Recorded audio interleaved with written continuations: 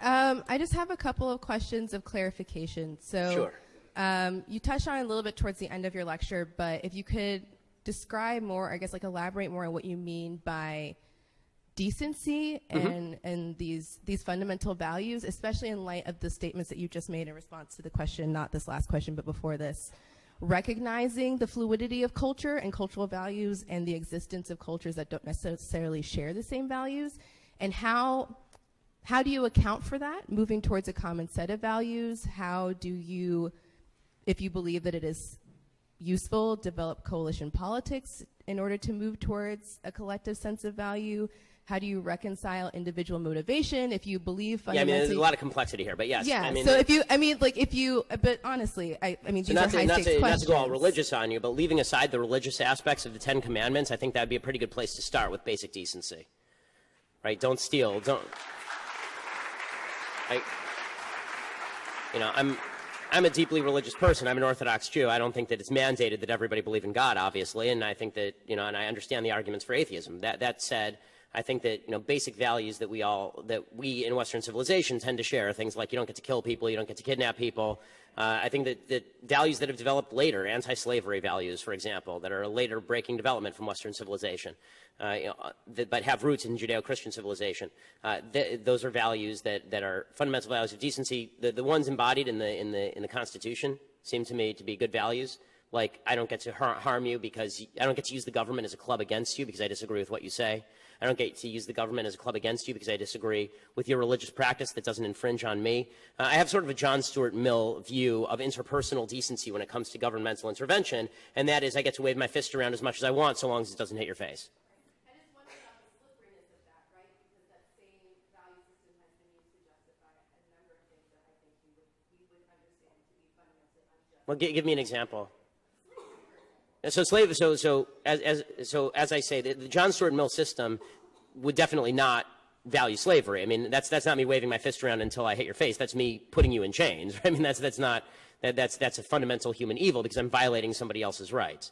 So it's the basic value that originally springs from the notion that we're all created in God's image, and then consummates in the idea that we're all equal under God, and that we all have equal rights under God. That doesn't allow things like slavery, and it fights against things like slavery. Now, where I think that some people get dicey about this, I don't want to lead you here, but I think this is where some people get dicey about this idea, is they say, okay, well, what about the things where I'm waving my fist around and I'm not formally hitting you in the face, but you're getting me upset? So, for example, if you have a private business and the private business decides to discriminate against Jews, right, or decides to discriminate against blacks or against gays, right, what would you do about that?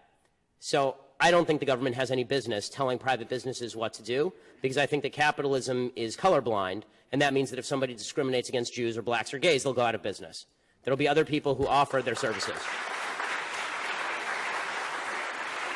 The problem is once you start to let government or society take a forced stand, an enforced stand as to what quote unquote good behavior is and bad behavior is, you start to get into real trouble. But I think we can all agree what actual harming behavior looks like. Actual harming behavior is not me denying you a service that I don't owe you in the first place. Actual harming behavior is me stealing something from you, punching you, taking your children, something that you have a right to, I'm taking away from you. And you don't have a right to my services. No one does. So just to be clear, is that something that you would define as my last question? Mm-hmm.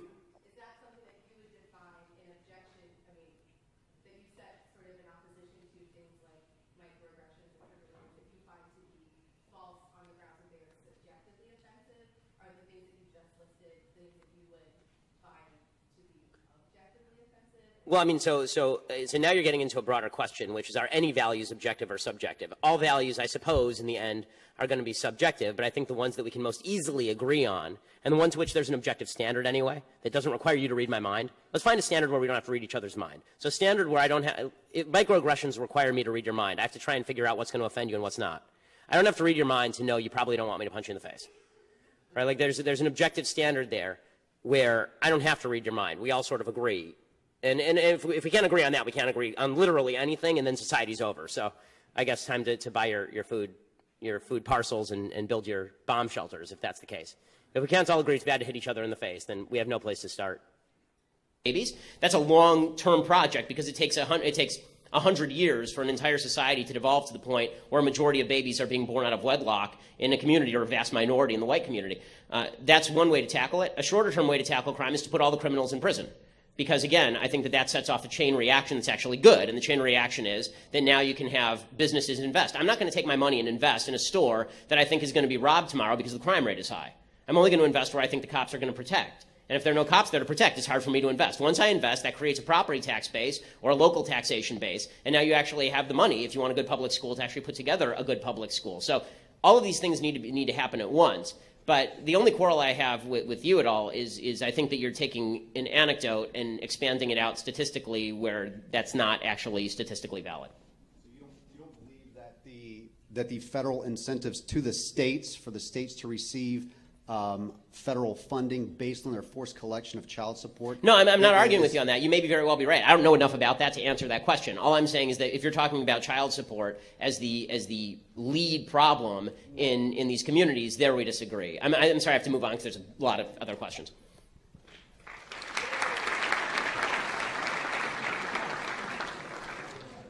Hi, I just want to say thank you for your talk today, and that's coming from someone who disagrees with basically everything you say. Oh, good. I'm glad. But yeah, thank you for coming. So today you had a Twitter thread in response to Ted Lieu's comments on health insurance and the CBO report that Yes. came out about why pre-existing conditions should be charged more. For those with pre-existing conditions that become priced out of the market due to them being charged more, which I understand your reasoning behind, car insurance, stuff like that. I read the thread. Well, I mean, to reiterate my point for people who don't understand, just so if you're coming in late to this conversation, Ted Lieu tweeted something out about how it's ridiculous basically for insurance companies to charge people with pre-existing conditions more, to which I said, it's an insurance company, of course it does. I mean, every insurance company in history charges people more based on their risk profile. That's why you have risk assessors at insurance companies. So go ahead. Yeah, my question is, for the people who are priced out of the market Yes. due to that, is their only solution to go without health care? And why do you think that's an acceptable solution when most other nations have found a solution? No, I don't think that's an acceptable solution. I think what we need to do is we've trained now 3 generations of Americans to be dependent on the government to fill that gap. So there are a couple of ways that you can tackle these issues. The chief problem, and I think we all acknowledge this, is that people don't buy. Let's say that everyone were age 0 for a second. Okay, everyone was born today. How do you solve the healthcare problem? You don't really have to solve the healthcare problem because people, presumably, you train them to buy insurance when they're young. The big problem is people don't buy insurance when they're young. Now they're 60, they don't have insurance, they have pre-existing conditions, and now no one's going to cover them, right? So we all know that the problem in the future is not going to be people who are 65 because in 50 years, 40 years, 30 years, they'll be dead, right? The big problem is going to be people who are 20 who are not getting health insurance now, and then in 40 years they have a pre-existing condition, they look for health insurance.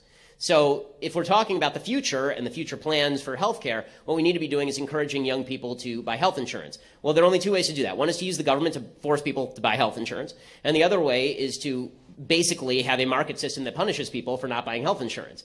Okay, the way you have a market system that punishes people for not buying health insurance is you make it very clear to people that there's a moral hazard involved here, that if you don't buy health insurance, that you're going to be paying more in the long run, so you'd better, pay health insurance right now and make smart decisions about it. Now, for the people who fall through the cracks, as I say, there's 2 groups now that we're talking about. There's people who are old and have pre-existing conditions, and it's too late for them. What do? They can't go back to being 20 and buy health insurance when they were healthy, right? So for those people, obviously, we have to have some sort of backup that phases out over time, right? That doesn't work the same way for a 60-year-old as it works for a 40-year-old or a 30-year-old who can buy when they're healthy, because we want to encourage those people to buy, not to be relying on government. And there I'm not against the idea of a phased-out government program based on age that helps subsidize people in pre-existing condition situations. And the other thing is that you have to have private charity pick up the slack for a lot of this stuff. And this is where I've said that I think that private charity does pick up the slack for a lot of things. I mean, Jimmy Kimmel made obviously a big to-do when he did a routine on his show in which he talked about how his baby son had been born. They took him to Children's Hospital. He had an open heart surgery.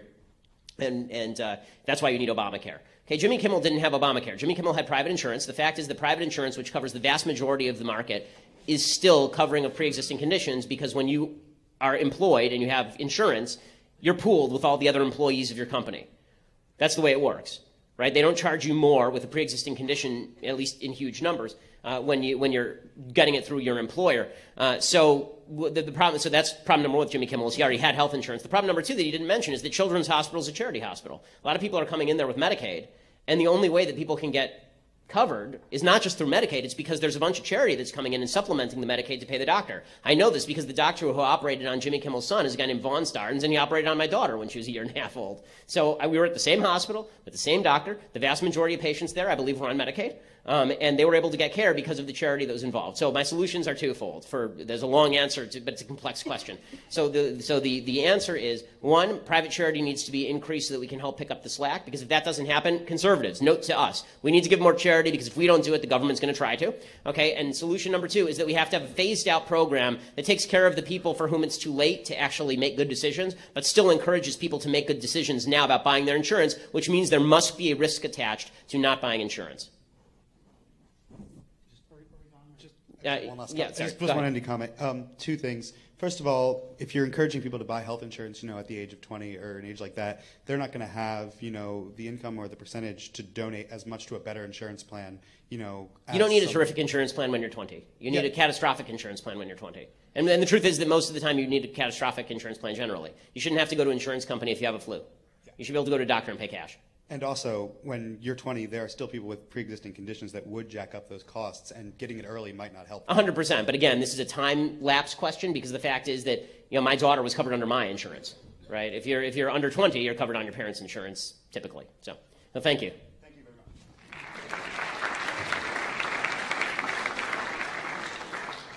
much. Hi, Mr. Shapiro. Thank you for being here today. I'm sure it takes guts to say those things, especially at a place like Northwestern, so thank you. It's fine. I do it for a living. So you mentioned a couple of times about how there needs to be a national dialogue focusing on various social issues. Do you think that your caustic left versus right, liberal versus conservative language helps you change people's views, or do you think that your success, your fame, this tour that you're doing comes from being a sounding board for people who already have established views very similar to yours?